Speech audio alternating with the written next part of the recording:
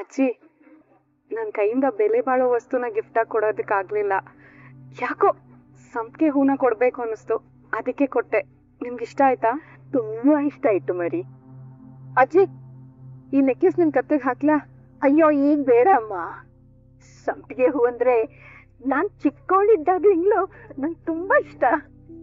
ನಾನ್ ಶಾಲೆಗೆ ಹೋಗುವಾಗ ನಮ್ಮಮ್ಮ ನಂಗೆ ಜಡೆ ಹಾಕಿ ಸಂಪಿಗೆ ಹೂವನ್ನ ಮುಡ್ಸೆ ಕಳಿಸ್ತಾ ಇದ್ರು.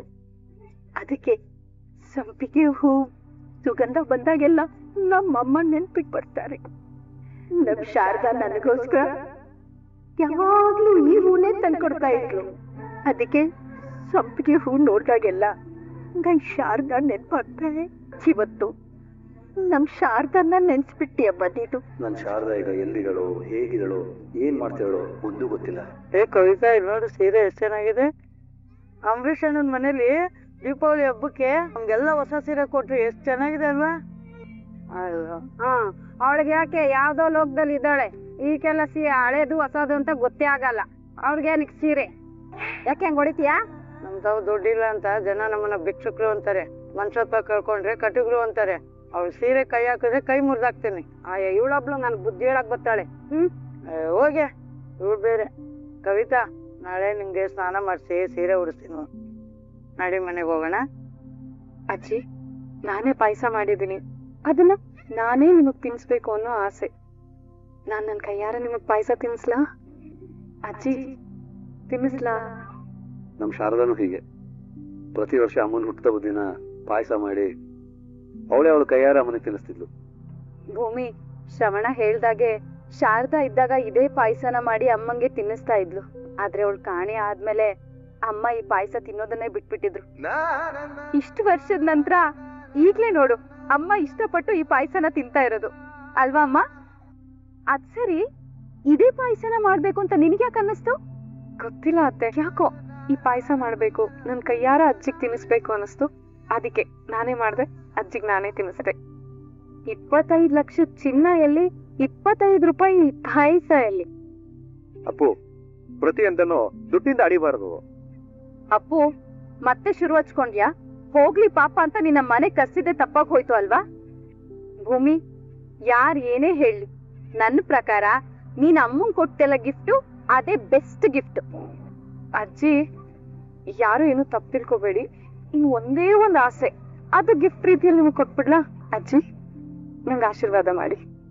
ಸದಾ ಸುಖಿ ಸೌಭಾಗ್ಯವತಿಯಾಗಿರಮ್ಮ.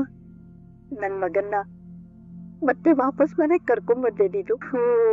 ಪಾಯಸ ಅಪ್ಪುಗೆ ಒಂದ ಎರಡ ಹೇಗ್ ಥ್ಯಾಂಕ್ಸ್ ಹೇಳಿ ಅಮ್ಮ ನಿನಗೆ. ಸರಿ ಆಯ್ತಲ್ಲ ಎಲ್ಲ, ಇವಾಗ ಊಟ ಬೇಡಿ. ಇವತ್ತು ಅಜ್ಜಿ ಬರ್ಡೇ ಸೆಲೆಬ್ರೇಷನ್ ಟೈಮಲ್ಲಿ ನೀನು ಶಾರದತೆ ಸ್ಥಾನ ತುಂಬಿಟ್ಟೆ. ಮನೇಲಿ ಎಷ್ಟೇ ಬೇಸರದ ಸಂಗತಿ ನಡೆದ್ರು ಯಾವಾಗ್ಲೂ ಅತ್ತೆನೆ ನಿಂತ್ಕೊಂಡು ಸಾಲ್ವ್ ಮಾಡ್ತಾ ಇದ್ದಿದ್ದು ಅಂತ ಕೇಳ್ಪಟ್ಟಿದ್ದೀನಿ. ನಿನ್ ತರನೇ ಸುತ್ತಮುತ್ತ ಇರೋರ್ ಸಂತೋಷನೇ ಅವ್ರ ಸಂತೋಷ ಆಗಿತ್ತಂತ, ಹಾಗಂತ ಅಮ್ಮ ಹೇಳ್ತಾ ಇದ್ರು. ಆದ್ರೆ ನನ್ಗೊಂದ್ ಸರ್ಪ್ರೈಸ್ ಅಂದ್ರೆ ಅವರಲ್ಲಿರುವಂತ ಗುಣಗಳು ನಿನಗೆ ಹೇಗ್ ಬಂತು ಅಂತ ಯೋಚನೆ ಮಾಡಿದ್ರೆ ಅದ್ ನನ್ಗೂ ಕೂಡ ಸರ್ಪ್ರೈಸ್ ಅನ್ಸುತ್ತೆ. ಸಾಹೇಬ್ರೆ, ನಾ ಅಪ್ಪಂಗೆ ಯಾರೋ ಹೇಳಿದ್ರಂತೆ ನಮ್ ತಂದೆ ಅವ್ರ ತಾತನ್ ಪುನರ್ಜನ್ಮ ಅಂತ. ಹಾಗೆ ನನ್ಗೂ ಮತ್ತೆ ನಿಮ್ ಶಾರದತ್ತೆಗೆ ಯಾವ್ದೋ ಜನ್ಮ ಜನ್ಮದ ಋಣಾನುಬಂಧ ಇರ್ಬೇಕು. ಯಾರಿಗ್ ಗೊತ್ತು, ಯಾವ್ದೋ ಜನ್ಮದಲ್ಲಿ ನಾನು ಅವ್ರ ಹೆತ್ತ ಮಗಳಾಗಿದ್ರು ಆಗಿರ್ಬೋದಲ್ವಾ? ಅದು ಈ ಜನ್ಮದಲ್ಲೇ ಆಗ್ಬಾರ್ದಿತ್ತ. ನೀನೇ ಮನಸ್ವಿನಿ ಆಗಿದ್ದಿದ್ರೆ ಎಷ್ಟು ಚೆನ್ನಾಗಿರ್ತಿತ್ತು. ಅಪ್ಪಿ ತಪ್ಪಿನೂ ಈ ಮಾತನ್ನ ಅಪ್ಪು ಕೇಳಿಸೋ ರೀತಿ ಹೇಳ್ಬಿಡಿ, ಆಮೇಲೆ ಮನೇಲಿ ದೊಡ್ಡ ಗಲಾಟೆನೇ ಆಗೋಗುತ್ತೆ. ಅದ್ ನನಗೂ ಗೊತ್ತು. ಬೆಳಗಿಂದ ತುಂಬಾ ಕಷ್ಟಪಟ್ಟಿದ್ಯಾ, ನೆಮ್ಮದಿಯಾಗಿ ಮಲ್ಕೊ. ಒಂದ್ ನಿಮಿಷ, ಮುಂದಿನ ವರ್ಷ ಈ ರೀತಿ ಸೆಲೆಬ್ರೇಷನ್ಗೆ ಹಬ್ಬಗಳಿಗೆ ನೀನು ಇರಲ್ಲ ಅಂತ ನಂಗೆ ಚೆನ್ನಾಗಿ ಗೊತ್ತು. ಅಂದ್ರೆ ಇರ್ಬೇಕು ಅಂತನಾ? ಇಲ್ಲ, ನಾನು ಹಾಗೆಲ್ಲ ಹೇಳಿದ್ದು. ನೀವ್ ಹೇಗೆ ಹೇಳ್ತಿರೋ ಅದ್ ನಿಮ್ಗೆ ಓಕೆ ಅಲ್ವಾ? Good night. ಭೂಮಿನ ಸಾಯಿಸಕ್ಕೆ ಸುಪಾರಿ ಕೊಡ್ಸಿದ್ದು ನಾನೇ. ತಾಳ್ಮೆಗೂ ಒಂದು ಮಿತಿ ಅಂತ ಇರತ್ತೆ, ಆದ್ರೆ ನಮ್ ಭೂಮಿ ಒಳ್ಳೆತನಕ್ಕೆ ಮಿತಿ ಅನ್ನೋದೇ ಇಲ್ವಲ್ಲ. ಭೂಮಿ ತೂಕದ ಎಣ್ಣೆ. ಭೂಮಿಗಿಂತ ಒಳ್ಳೆ ಸೊಸೆ ಸಿಗೋದು ಸಾಧ್ಯನೇ ಇಲ್ಲ ಈ ಮನೆಗೆ. ಅದೇ ವಾ, ಎಷ್ಟ್ ಚೆನ್ನಾಗಿ ಹಾಕಿದೀಯ ರಂಗೋಲಿ ನೀನು ಅಲ್ವಾ? ನೋಡು, ಹೌದು ಅತ್ತೆ, ತುಂಬಾ ಚೆನ್ನಾಗಿ ಹಾಕಿದಾಳೆ. ನನ್ ಹೆಂಡತಿ ಅಂದ್ರೆ ಸುಮ್ನೆನಾ? ಅವಳು ಹಾಕೋ ಪ್ರತಿ ರಂಗೋಲಿಯಲ್ಲೂ ನನ್ಗೆ ಅವಳ ಮೇಲಿರುವಂತ ಒಲವು ತುಂಬಿರುತ್ತ. ಅವಳು ಹಾಕೋ ಪ್ರತಿ ಬಣ್ಣದಲ್ಲೂ ಅವಳಿಗೆ ನನ್ ಮೇಲಿರುವಂತ ಪ್ರೀತಿ ಓಡಿದೆ ಅಲ್ವಾ ಚಿನ್ನ? ಅದೇ ಖುಷಿಗೆ ಬಂದೆ. ಅಮ್ಮ ಕರೀತಾರೆ. ಬನ್ನಿ ಅತ್ತೆ, ಕೂತ್ಕೊಳ್ಳೋ. ಎಲ್ರು ಬಂದ್ರ? ಅಮ್ಮ, ನನ್ ಮಗ ಸೊಸೆ ಮದ್ವೆ ಆದ್ಮೇಲೆ ಇದವ್ರಿಗೆ ಫಸ್ಟ್ ದೀಪಾವಳಿ ಹಬ್ಬ. ಅದಕ್ಕೆ ಪ್ರತಿ ವರ್ಷಕ್ಕಿಂತ ಈ ದೀಪಾವಳಿನ ಇನ್ನೂ ಗ್ರ್ಯಾಂಡ್ ಆಗಿ ಆಚರಣೆ ಮಾಡೋಣ, ಏನಂತೀಯಾ? ಆಮೇಲೆ ಲಕ್ಷ್ಮಿ ಪೂಜೆಗೆ ಭೂಮಿ ಹತ್ರನೇ ಪ್ರಸಾದ ಮಾಡಿಸ್ತೀನಿ. ಏನೇನ್ ಪ್ರಸಾದ ಮಾಡಿಸ್ಲಿ? ನಮ್ ಶಾರದಾ ಏನ್ ಪ್ರಸಾದ ಮಾಡ್ತಿದ್ಲೋ ಅದನ್ನೇ ಮಾಡಕ್ ಹೇಳು. ಸರಿ. ನೀವ್ಯಾರು ತಪ್ಪು ತಿಳ್ಕೊಳ್ಳಿಲ್ಲ ಅಂದ್ರೆ ಒಂದು ಮಾತು, ಪ್ರಸಾದನ ಭೂಮಿನೇ ಮಾಡ್ಲಿ. ಶಾರದಾ ಹೆತ್ತ ಮಗಳು ಮನಸ್ವಿನಿ ಇದ್ದಾಳಲ್ವಾ, ಅವಳು ಕೂಡ ಪ್ರಸಾದ ಮಾಡುವಾಗ ಭೂಮಿ ಜೊತೆ ಕೈ ಜೋಡಿಸ್ಲಿ. ಏನಂತೀರಿ? ಶ್ರವಣ, ಅದನ್ನ ಹೇಳೋದಕ್ಕೆ ಯಾಕೋ ಇಷ್ಟು ಸಂಕೋಚ ಪಡ್ತಿದ್ಯಾ? ಈ ಮನೇಲಿ ಭೂಮಿ ಮತ್ತೆ ಮನಸ್ವಿನಿ ಇಬ್ರು ಒಂದೇ ಕಣೋ.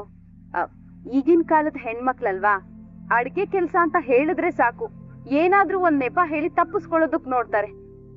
ಅದು ಅಲ್ದೆ ಮನಸ್ವಿನಿ ಯಾವತ್ತೂ ತಾನಾಗೆ ಬಂದು ಈ ಕೆಲ್ಸ ಮಾಡ್ತೀನಿ ಆ ಕೆಲ್ಸ ಮಾಡ್ತೀನಿ ಅಂತ ಹೇಳ್ದವಳೆ ಅಲ್ಲ. ಅವಳು ನಮ್ಮ ಅಪ್ಪು ತರ.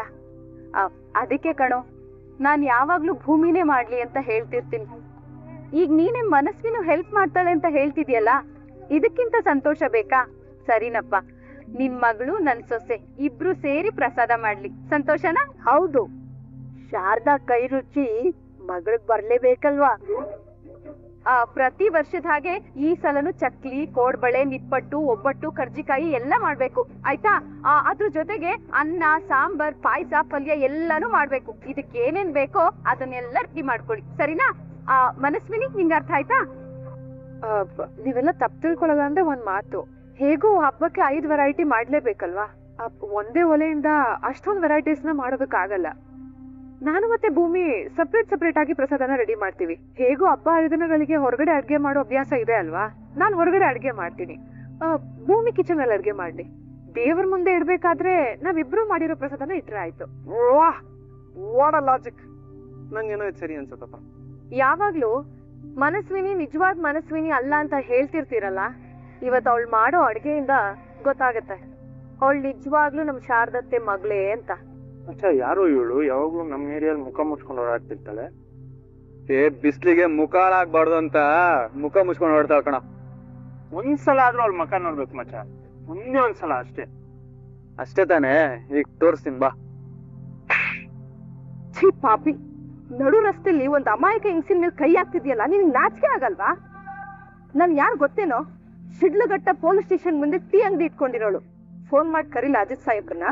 ನೀವು ಬೇಡಕ ಇದೆಲ್ಲ ಬೇಡಕ, ನಾವು ಹೋಗ್ತೀವಿ. ಬರ. ಛೀ ಪಾಪಿಗಳ. ನೀನಾ? ನಾನ್ ಯಾರು ಗೊತ್ತಾಯ್ತಾ? ಹೋದ್ಸಲ ನಮ್ಮನೆ ರಾಮನವಮಿಗೆ ಭೂಮಿ ಮಾಡೋ ಪೂಜೆಗೆ ಬಂದು ಹರಿಸಿದ್ರಲ್ಲ, ನೀನೇ ತಾನೇ? ಎಲ್ಲಿಗೆ ಹೋಗ್ಬೇಕು ನೀವು? ಎಲ್ಲಿರೋದು? ಎಲ್ಲಿಗೆ ಹೋಗ್ಬೇಕು ಅಂತಾನೂ ಗೊತ್ತಾಗ್ತಿಲ್ವಾ ನಿನ್ಗೆ? ಹೋಗ್ಲಿ ಬಿಡು. ಯಾವಾಗ್ಲೂ ನಿನ್ ಜೊತೆ ಒಂದಿಬ್ರು ಇರ್ತಿದ್ರಲ್ಲ, ಅವ್ರು ಎಲ್ಲಿದ್ದಾರೆ ಅಂತ ಹೇಳು, ಅವ್ರ ಹತ್ರನೇ ಕರ್ಕೊಂಡು ಹೋಗ್ಬಿಡ್ತೀನಿ ನಿನ್ನ. ಹೋಗ್ಲಿ ಬಿಡು, ನೀನ್ ನೋಡಿದ್ರೆ ಪಾಪ ಅನ್ಸುತ್ತೆ. ಒಂದ್ ಕೆಲ್ಸ ಮಾಡೋಣ, ಈಗ ಸದ್ಯಕ್ ನಮ್ಮನೆಗೆ ಹೋಗೋಣ. ನಿನ್ ಕಡೆಯವ್ರು ಯಾರಾದ್ರೂ ಬಂದು ನಿನ್ ಕರ್ಕೊಂಡು ಹೋದಾಗ ನಿನ್ನ ಕಳಿಸ್ಕೊಡ್ತೀನಿ. ಭಯ ಪಡ್ಬೇಡಮ್ಮ, ಇಲ್ಲಿ ಹುಡುಗರು ಸರಿ ಇಲ್ಲ. ನೀನು ನನ್ನನ್ನ ತಂಗಿ ಅಂತ ತಿಳ್ಕೊ. ಬಾ ನಮ್ಮನೆಗೆ ಬಾಮ್ಮ. ನಾನು ಈ ರಾಣನ್ ಸಂಬಂಧಪಟ್ಟಿರೋರು ಯಾರ್ಯಾರಿದ್ದಾರೆ ಅವ್ರ ಹತ್ರ ಈ ಅಶ್ವಿನಿ ಬಗ್ಗೆ ಡೀಟೇಲ್ಸ್ ನ ಕಲೆಕ್ಟ್ ಮಾಡಿ. ಅವಳ ವಿರುದ್ಧ ಒಂದು ಕ್ಲಿಂಚಿಂಗ್ ಎವಿಡೆನ್ಸ್ ಬೇಕು ರೀ. ನಾನು 1 ನಿಮಿಷ ಮಾಡ್ತೀನಿ ರೀ.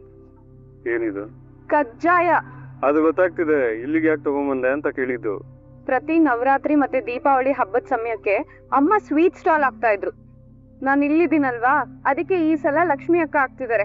ಇದನ್ನ ಲಕ್ಷ್ಮಿ ಅಕ್ಕಂಗೆ ಹುಷಾರಾಗಿ ತಲುಪಿಸ್ಬಿಡಿ, ನಂಗೆ ತುಂಬಾ ಕೆಲಸ ಇದೆ, ನಾನು ಹೋಗ್ತಾ ಇದ್ದೀನಿ. 1 ನಿಮಿಷ ಇರೋ, ಮಾತಾಡ್ಬೇಕು. ಸರಿ ಹೇಳಿ, ಬೇಗ ಹೇಳಿ. ಅಲ್ಲ, ಒಂದ್ಸರಿ ನೀಟಾಗಿ ಉಸಿರು ತಗೋ. ಅಲ್ಲ ಸಾಹೇಬ್ರೆ, ನೀವೇನ್ ಪೊಲೀಸ್ ಕೆಲಸ ಬಿಟ್ಬಿಟ್ಟು ಯೋಗ ಕ್ಲಾಸ್ ಶುರು ಮಾಡ್ತಿದ್ದೀರಾ? ಹೇಳ್ದಷ್ಟು ಮಾಡು, ಉಸಿರು ತಗೊಂಡ.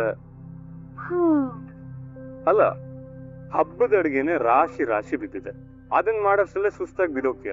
ಅಂತದ್ರಲ್ಲಿ ಇದೆಲ್ಲ ಮಾಡೋ ಅವಶ್ಯಕತೆ ಇತ್ತಾ? ನಿಮ್ ತಾಯಿ ಲಾಯರ್ ಫೀಸ್ನು ನಾನೇ ಕೊಡ್ತೀನಿ, ನಿನ್ನ ಜವಾಬ್ದಾರಿನೂ ನಂದೇ. ಎಲ್ಲಿವರೆಗೂ ಸಾಹೇಬ್ರೆ? ಅಮ್ಮ ಬಿಡುಗಡೆ ಆದ್ಮೇಲೆ ನಮ್ದು ಅಂತ ಒಂದ್ ಮನೆ ಮಾಡ್ಕೋಬೇಕು, ಆ ಮನೆಗೆ ಬಾಡಿಗೆ ಕಟ್ಟಬೇಕು, ನಮ್ ಮುಂದಿನ ಜೀವನಕ್ಕೆ ಅಂತ ದುಡ್ಡು ಬೇಕಲ್ವಾ? ಆ ಟೈಮಲ್ಲಿ ನೀವು ನನ್ ಪಾಲಿಗೆ ಅಪರಿಚಿತರಾಗ್ಬಿಟ್ಟಿರ್ತೀರ. ಅಂತ ಸಮಯದಲ್ಲಿ ನಾನ್ ನಿಮ್ ಹತ್ರ ಹಣ ಕೇಳಕ್ಕಾಗತ್ತಾ ಸಾಹೇಬ್ರೆ?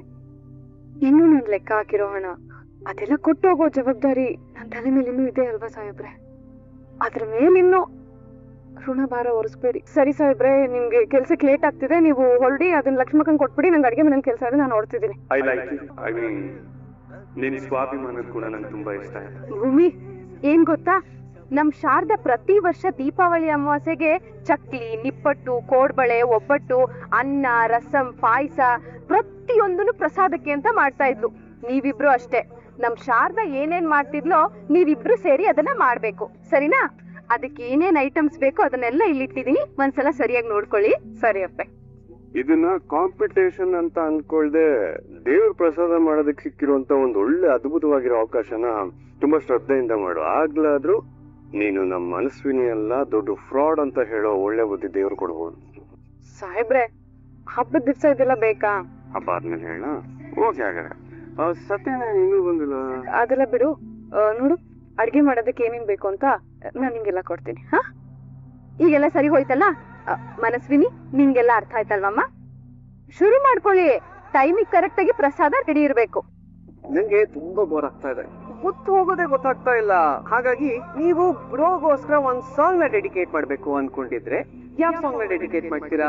ವಿಡಿಯೋ ಇಷ್ಟ ಆಗಿದ್ರೆ ಲೈಕ್ ಮಾಡಿ, ಸಬ್ಸ್ಕ್ರೈಬ್ ಮಾಡಿ, ಎಲ್ರಿಗೂ ಕೂಡ ಶೇರ್ ಮಾಡಿ. ವಿಡಿಯೋ ನೋಡಿದ್ದಕ್ಕಾಗಿ ಎಲ್ರಿಗೂ ಕೂಡ ಧನ್ಯವಾದಗಳು.